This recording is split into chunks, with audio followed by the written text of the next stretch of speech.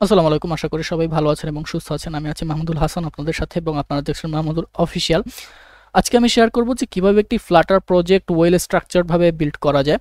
And আপনি যদি ফ্লাটারের project তৈরি করেন এবং সেটা যদি স্ট্রাকচার মেনটেন না করেন ভালো, তাহলে দেখা যাবে আপনি লার্জ স্কেলের কোনো প্রজেক্টে কাজ করতে পারবেন না। দেখা যাবে আপনি নিজে একটা প্রজেক্ট তৈরি করলেন, আপনি 1.5-2 মাস পরে যদি ওই সেম প্রজেক্টে আবার কাজ করতে বসেন, তারপর দেখবেন যে নিজেই কোনো কিছু বুঝতে পারতেছেন না যে কোথায় আপনি কোন উইজেটটা রাখছেন, কোথায় কোন কন্ট্রোলারটা ইউজ করছেন, কি করছেন না করছেন।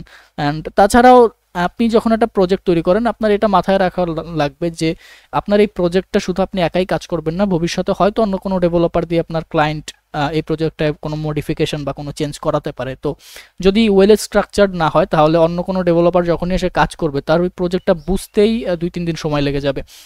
একজন প্রোগ্রামার কতটা এক্সপার্ট তা তার প্রজেক্ট স্ট্রাকচার, তার কোড স্টাইল দেখেই আসলে বোঝা যায়। তো আমার মতে যে আপনার এখনই প্রজেক্ট স্ট্রাকচার মেনটেন করাটা শিখে ফেলা উচিত।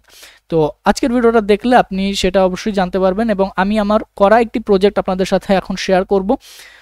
আমি মূলত এটাকে এখনও কাজ করতেছি, তো ভাবলাম যে মোটামুটি বেশ কিছু কাজ হয়ে গেছে, আপনাদের সাথে এখন শেয়ার করাই যায়। আপনি চাইলে এটা ফলো করতে পারেন আমার স্টাইল, অথবা আপনি চাইলে নিজের মতো করে একটা স্টাইলও তৈরি করতে পারেন, বাট আপনি একটা ধারণা পাবেন যে কীভাবে মূলত ওয়েল স্ট্রাকচারভাবে বিল্ড করা যায়। তো চলেন আমরা কম্পিউটার স্ক্রিনে চলে যাই এবং দেখি মূলত আমরা কীভাবে ওয়েল স্ট্রাকচারভাবে প্রজেক্টটা বিল্ড করতে পারি।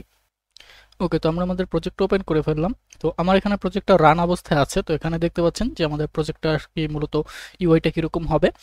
তো এটা মূলত আর কি টিন্ডারের মতো আর কি, একটা কার্ডের মতো আর কি হচ্ছে। সো এটা হচ্ছে কার্ড উইজেট। তো অ্যান্ড এখানে হচ্ছে সার্চের একটা অপশন, বা এখানে আপনার মুড অনুযায়ী আর কি সার্চ করার একটা অপশন দিব। তো এটা হচ্ছে ইউআই। অ্যান্ড এখানে হচ্ছে একটা ট্যাব বার ইউজ করা হয়েছে। সো এই স্ক্রিনটা এখনও করা হয়নি, এই স্ক্রিনটা মোটামুটি শেষ। সো এটা হচ্ছে আমাদের চ্যাট স্ক্রিন।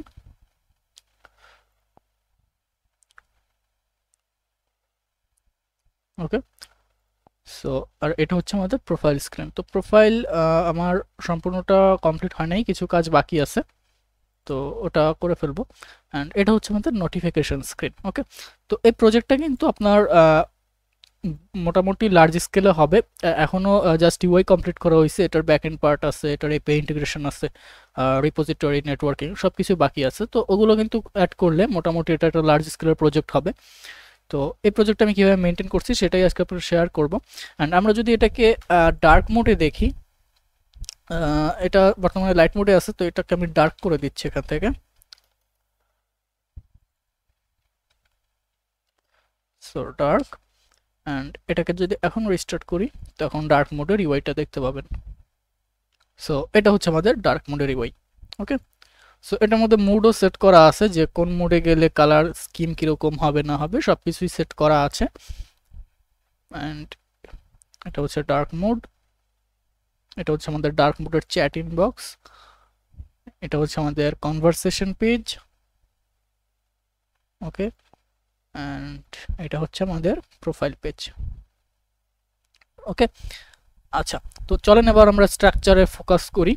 সো আমার এইখানে লিব একটা ডাইরেক্টরি দেখতে পাচ্ছেন। তো এটা হচ্ছে ডিফল্ট ডাইরেক্টরি, সব ফ্লাটার প্রজেক্টে থাকে। এই লিবের ভিতরে আমরা কয়টা ফোল্ডার করলাম, 1টা 2টা 3টা 4টা 5টা 6টা ফোল্ডার করেছি। দুইটা আমাদের রুট ডাইরেক্টরিতে 2টা ফাইল আছে। তো এই প্রজেক্টটা আসলে মূলত ব্লকে বিল্ড করা, ব্লক স্টেট ম্যানেজমেন্ট ইউজ করে। তো আপনারা অন্য কোনো স্টেট ম্যানেজমেন্টও যদি ইউজ করেন তাতেও অসুবিধা নাই, আপনারা একটা আইডিয়া পাবেন এবং আপনাদের স্টেট ম্যানেজমেন্ট ইউজ করেই আপনি প্রজেক্ট বিল্ড করতে পারবেন, ওটা সমস্যা না। তো আমরা আমারটা আর কি শেয়ার করতেছি, যদি ব্লকে করেন আর কি। তো ব্লকের ক্ষেত্রে আমি ব্লক এবং কিউবিট দুইটাই ইউজ করতেছি এই প্রজেক্টে। এই জন্য আমি দুইটা ডাইরেক্টরি তৈরি করেছি, একটা হচ্ছে ব্লকস অ্যান্ড একটা হচ্ছে কিউবিটস। এই কিউবিটসের ভিতরে আমার যত কিউবিটগুলো আছে আমি সেগুলোকে রাখতেছি। অ্যান্ড ব্লকসের ভিতরে আমার যতগুলো ব্লক আর কি প্রজেক্টটা তৈরি হবে, প্রত্যেকটা ব্লক আমি রাখতেছি। অ্যান্ড প্রত্যেকটা ব্লক আমার ডিরেক্টরি করা আছে। যেমন এটা হচ্ছে ইনবক্স ব্লক। এখানে যদি আমরা আসি, ইনবক্সের ভিতরে আমাদের inbox block, inbox event, inbox state. And এই ইনবক্সের ভিতরে আমাদের chat block, chat event, chat state তৈরি করেছি। আপনারা চাইলে এটা বাহিরেও রাখতে পারেন চ্যাট ব্লক নামে, বাট আমি ইনবক্সের ভিতরে রাখছি। যেমন জানো, চ্যাট এবং ইনবক্স দুইটা কিন্তু কানেক্টেড। ইনবক্স আর চ্যাট আর কি দুইটাই একসাথে আর কি একই গ্রুপের মনে হয়েছে, যার কারণে আমি একই ডিরেক্টরির ভিতরে রাখছি। আপনারা চাইলে আলাদা রাখতে পারেন, ওটা সমস্যা না। দেন হচ্ছে লাইক ম্যাচেস ব্লক, এটা মূলত হচ্ছে আপনার এই স্ক্রিনটার জন্য, সরি এই যে এই স্ক্রিনটার জন্য। তো এটা আমি লাইক ম্যাচেস ব্লক নামে একটা আলাদা ডিরেক্টরি করে এটার ভিতরে আমি সবগুলো ব্লক আমার এই পেজের জন্য যে কয়েকটা ব্লক ইভেন্ট স্টেট দরকার হয় আমি প্রত্যেকটা এই ডিরেক্টরির ভিতরে রেখেছি। এখানে যেমন 3টা পেজ আছে, একটা হচ্ছে লাইকস, একটা হচ্ছে পিক্স, একটা ইনস্টিটিউট। তো এই 3টা পেজের জন্য আমাদের যে ব্লকগুলোর দরকার হবে সেগুলো আমি এখানে লিস্ট করে রেখেছি। দেন হচ্ছে নোটিফিকেশন ব্লক। নোটিফিকেশন ব্লকটা মূলত হচ্ছে এই নোটিফিকেশন পেজের জন্য কাজ করতেছে, নোটিফিকেশন লোড করার জন্য, তো এটাকে আমি আলাদা রেখেছি। দেন প্রোফাইল ব্লক, প্রোফাইল ব্লকটা মূলত হচ্ছে আপনার আমাদের প্রোফাইল স্ক্রিনের জন্য কাজ করতেছে, যেটা হচ্ছে প্রোফাইলটাকে লোড করতেছে। ওকে, তো এটা হচ্ছে প্রোফাইল ব্লক। দেন হচ্ছে কিউবিটস, আমি কিউবিটসটা মূলত বটম নেভিগেশন বারটাকে ম্যানেজ করার জন্য মূলত রেখেছি, এবং আমাদের রেজিস্ট্রেশন প্রসেসটা ম্যানেজ করার জন্য আমি কিউবিটস ইউজ করছি। চাইলে ব্লক দিয়েও করা যায়, অসুবিধা নেই, বাট আমার কাছে মনে হয়েছে ব্লক না ইউজ করে কিউবিট ইউজ করাটাই বেটার, এ কারণে আমি কিউবিটসের ভিতরে রেখেছি। তো এখানে বটম নেভিগেশন কিউবিট ডাইরেক্টরির ভিতরে বটম নেভিগেশন কিউবিটটা আছে, রেজিস্ট্রেশন প্রসেস কিউবিটের ভিতরে আমাদের রেজিস্ট্রেশন প্রসেস কিউবিটটা আছে। ওকে, তো এই হচ্ছে আমাদের ব্লক এবং কিউবিটের পার্ট। দেন হচ্ছে ডেটা নামে আমি একটা ডাইরেক্টরি তৈরি করেছি। ডেটার ভিতরে মূলত আমি ডামি ডাটাগুলো রেখেছি। আমাদের এই অ্যাপটা মূলত বর্তমানে কোনো সার্ভারের সাথে বা কোনো ডেটাবেসের সাথে কানেক্টেড নাই, তো এখানে যা শো হচ্ছে সব কিছুই ডামি শো হচ্ছে। তো সেই ডামি ডেটাগুলো আমি ডামি নামে একটা ডাইরেক্টরি তৈরি করে ডামি ডট ডার্ট নামে একটা ডামি ক্লাস নিয়ে এটার ভিতরে সব কিছু রেখেছি। যেমন এখানে ডামি ইন্টারেস্ট আছে, তারপর এই যে ডিসকভার, যেটা এই ডিসকভারটা মূলত আপনার এইখানে এই পেজটার জন্য কাজ করতেছে। এই ডিসকভার এই প্রোফাইলগুলো এইখান থেকে আসতেছে। ওকে, সো আমি ডামিগুলোকে সব একটা ফাইলের ভিতরে ডামি ডাটা হিসেবে রেখেছি। দেন ইনস্টিটিউট, এগুলো সবই আর কি ডামি ডাটা আমার এখানে তৈরি করা, তো এটা আমি আলাদা একটা ডাইরেক্টরির ভিতরে রেখেছি। পরবর্তীতে আমি এটা ডিলিট করে দিব যখন এটা সার্ভারে ডিপ্লয় হবে। দেন হচ্ছে মডেলস নামে একটা ডাইরেক্টরি, এটা ইম্পর্টেন্ট।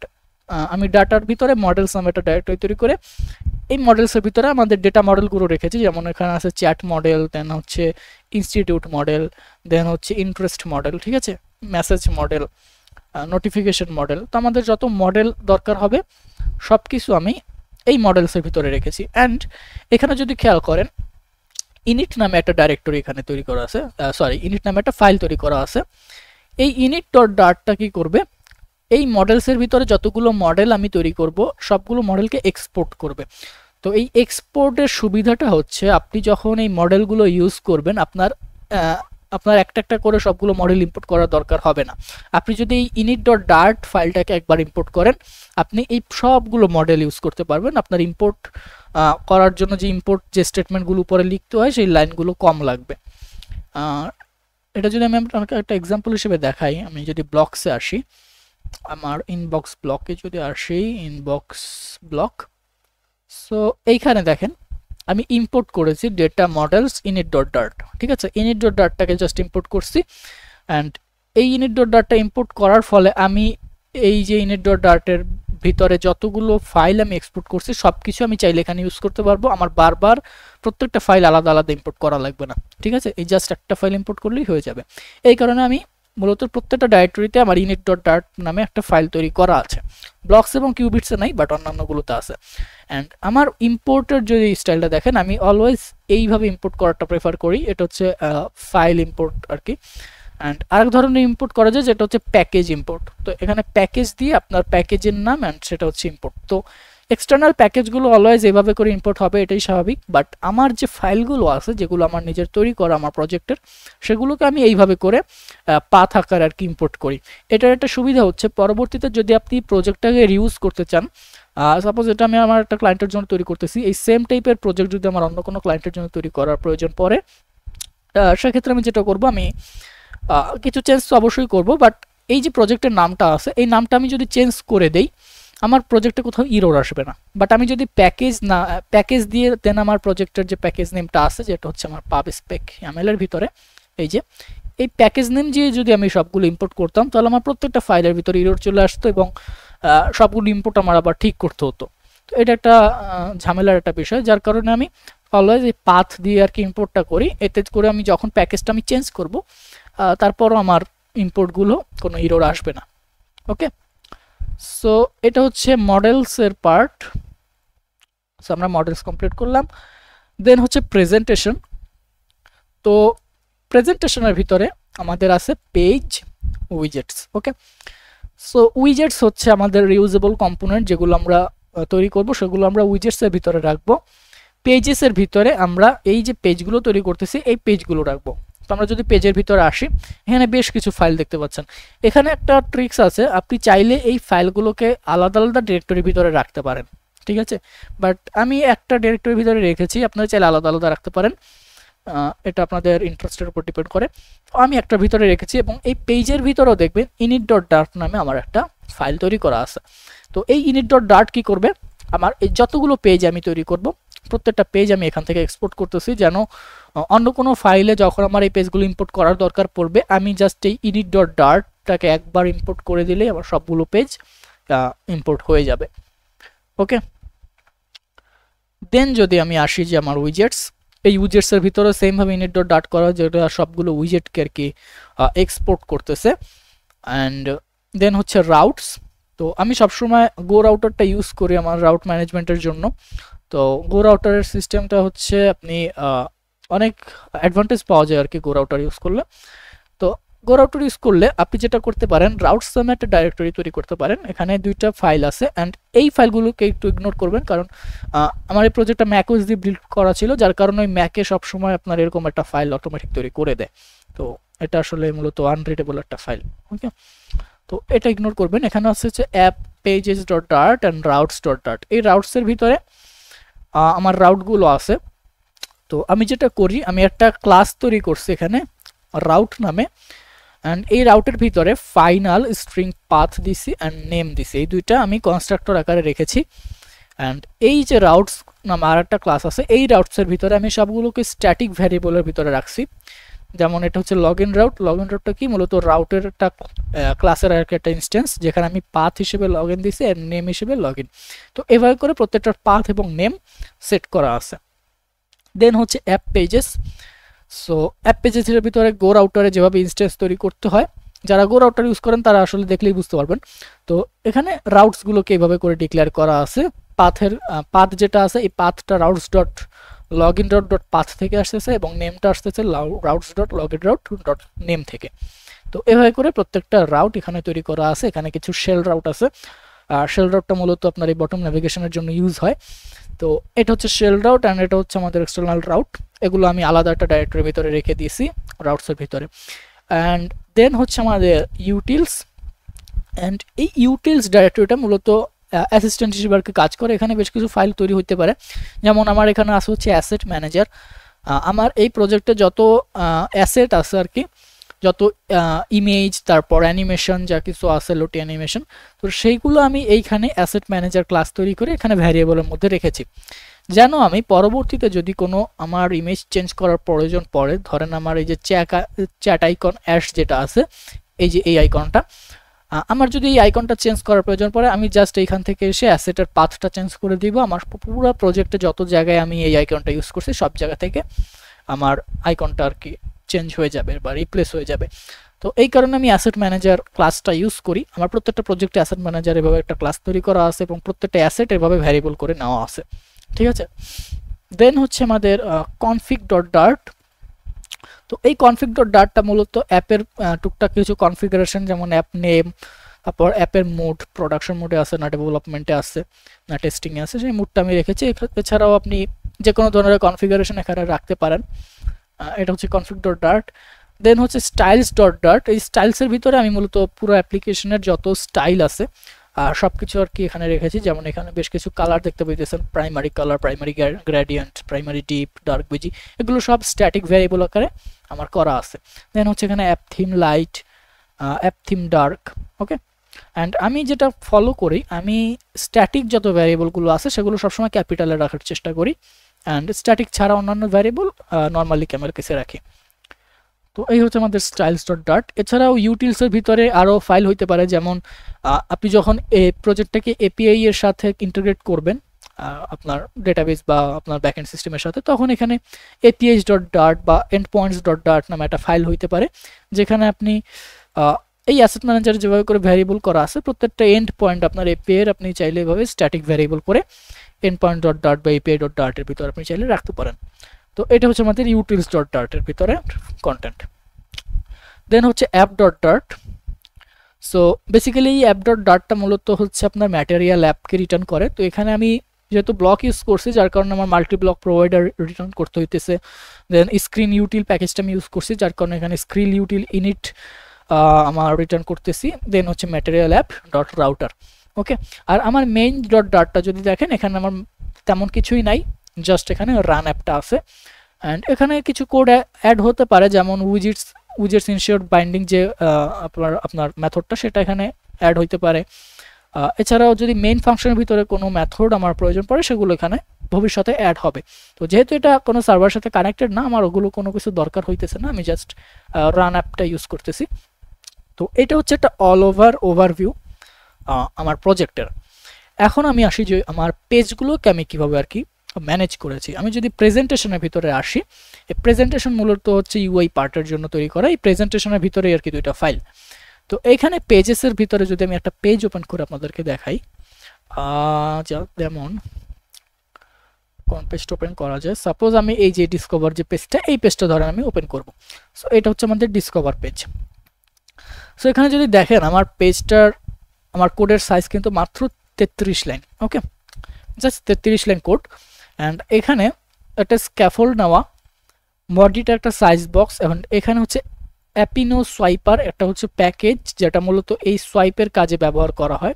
ওকে, তো এই প্যাকেজটা ইউজ করা হয়েছে। অ্যান্ড এটার ভিতরে এই প্যাকেজটা রিটার্ন করতেছে প্রোফাইল কার্ড উইজেট। এখন এই যে উইজেট বা এই যে ইউআইটা আপনারা দেখতে পাচ্ছেন এই যে কার্ডের মতো, এই টোটালটা একটা রিউজেবল উইজেট আকারে তৈরি করা আছে। অ্যান্ড এই রিউজেবল উইজেটটা যদি আমি ওপেন করি, এটা হচ্ছে আমাদের উইজেটস ডাইরেক্টরির ভিতরে।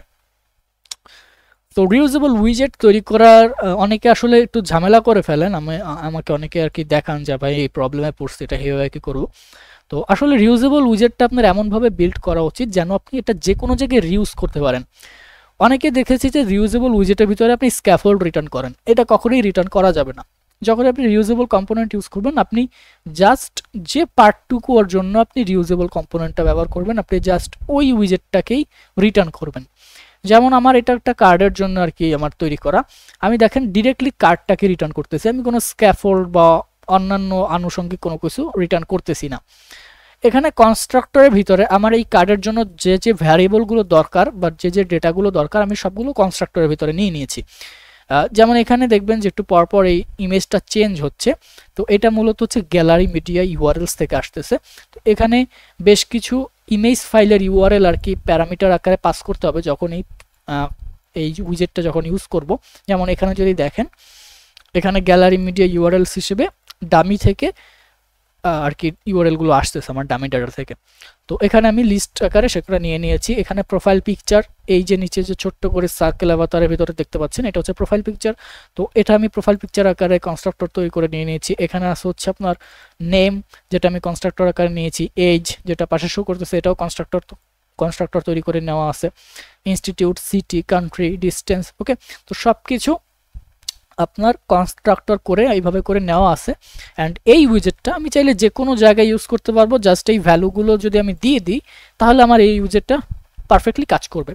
তো এটা হচ্ছে রিউজেবল উইজেট। অ্যান্ড দেন যদি আমি দেখাই আমার অন্য একটা পেজ, যদি আমি এখানে দেখাই, যেমন কোন পেজটা দেখানো যায়, সাপোজ আমি এই চ্যাট পেজটা যদি আপনাদেরকে দেখাই, মেসেজ ইনবক্স যেটা আছে, তো এইখানে আমার যে পেজটা আছে এটা হচ্ছে মেবি চ্যাট পেজ, এই যে চ্যাট পেজ।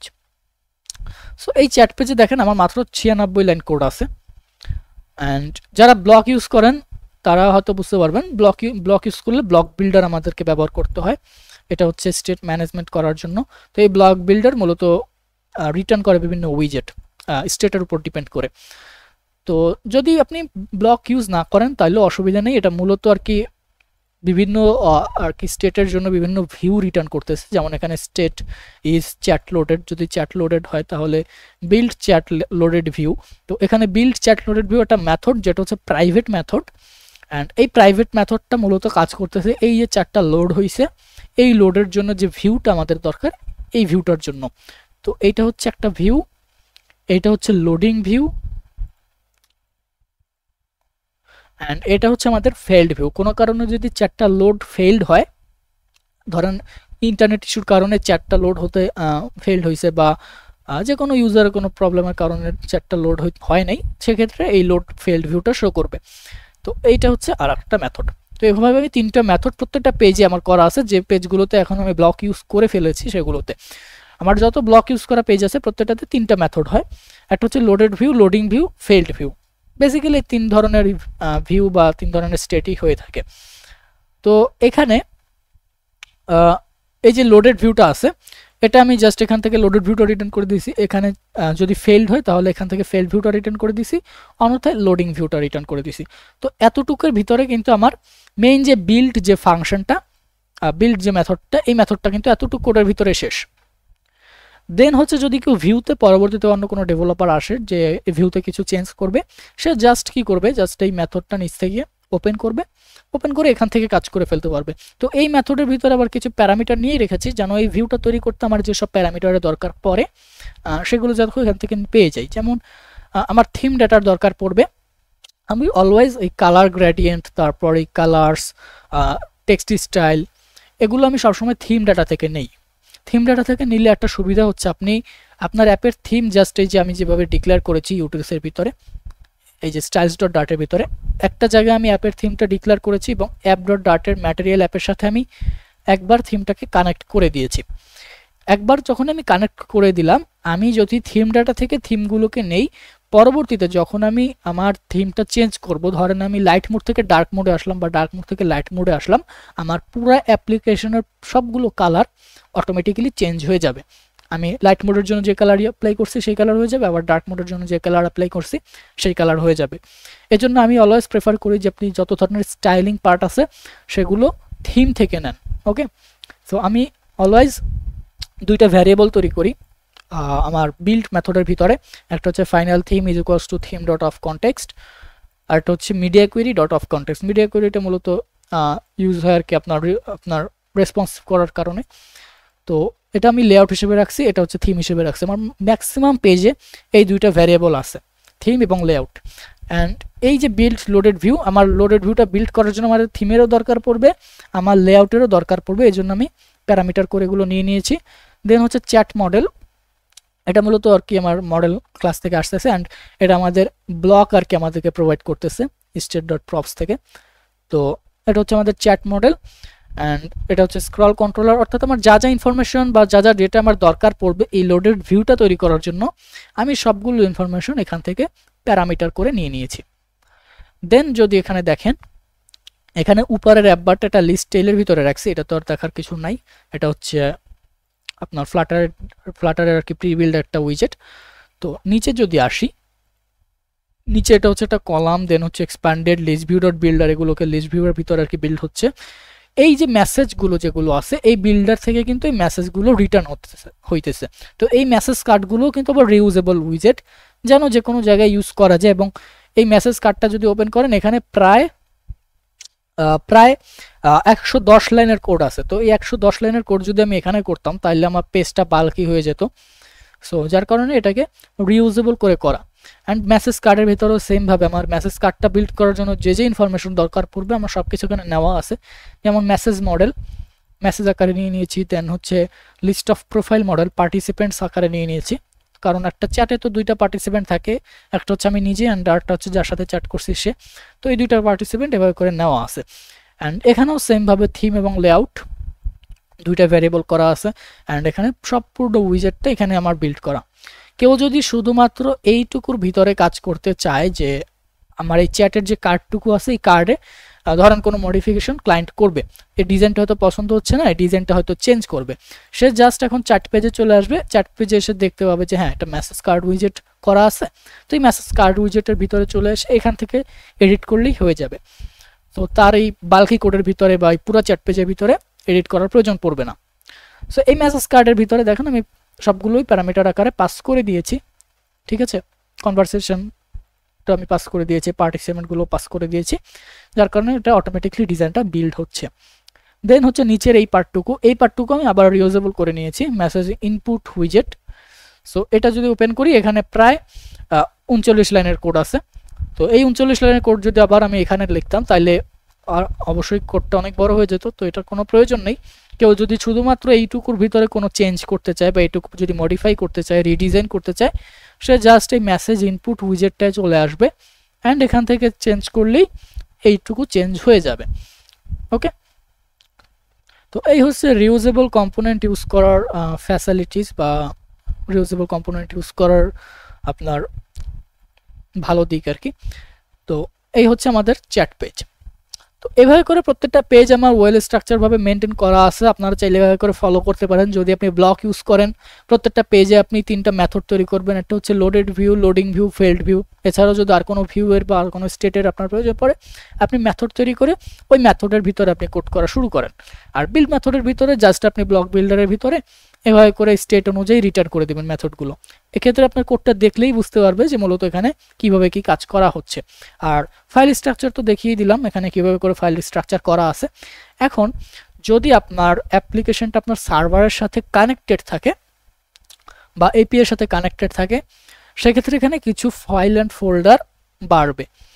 যেমন এই প্রেজেন্টেশনের ভিতরে কোনো কিছু বাড়বে না, আমি যে স্ট্রাকচারটা মেনটেন করি সেখানে যেখানে বাড়বে সেটা হচ্ছে আমার এই ডেটা লেয়ারের ভিতরে কিছু ফোল্ডার বাড়বে। যেমন এখানে মডেলস আছে, ডামি আছে। ওকে, তো এখানে একটা নতুন ফোল্ডার অ্যাড হবে যেটা হচ্ছে নেটওয়ার্ক নামে অ্যান্ড রিপোজিটরি নামে, এই দুইটা ফোল্ডার নতুন অ্যাড হবে। অ্যান্ড রিপোজিটরির ভিতরে মূলত আমরা আমাদের নেটওয়ার্ক লেয়ারের সাথে কমিউনিকেশন করি। নেটওয়ার্ক লেয়ার মূলত এপিআই কল করে, রিপোজিটরি লেয়ার ওই এপিআই থেকে ডেটাগুলো নিয়ে এসে মডেলে কনভার্ট করে ব্লককে প্রোভাইড করে। এই দুইটা লেয়ারের কাজ হচ্ছে এই। তো এখানে জাস্ট দুইটা ফোল্ডার বাড়বে, জাস্ট রিপোজিটরি অ্যান্ড নেটওয়ার্ক। এই দুটো ফোল্ডার যখনই আমার এখান থেকে অ্যাড হয়ে যাবে তখন আমার অ্যাপ্লিকেশনটা সম্পূর্ণ ডেটাবেসের সাথে কানেক্টেড থাকবে। তো আশা করি স্ট্রাকচার আপনি বুঝতে পেরেছেন। এছাড়াও যদি আপনার বুঝতে কোনো অসুবিধা হয় কমেন্ট করে জানাতে পারেন, আমি ইনশাআল্লাহ আপনাদেরকে হেল্প করার ট্রাই করব। দেখা হবে নেক্সট কোনো ভিডিওতে। সবাই ভালো থাকবেন, সুস্থ থাকবেন। আসসালামু আলাইকুম।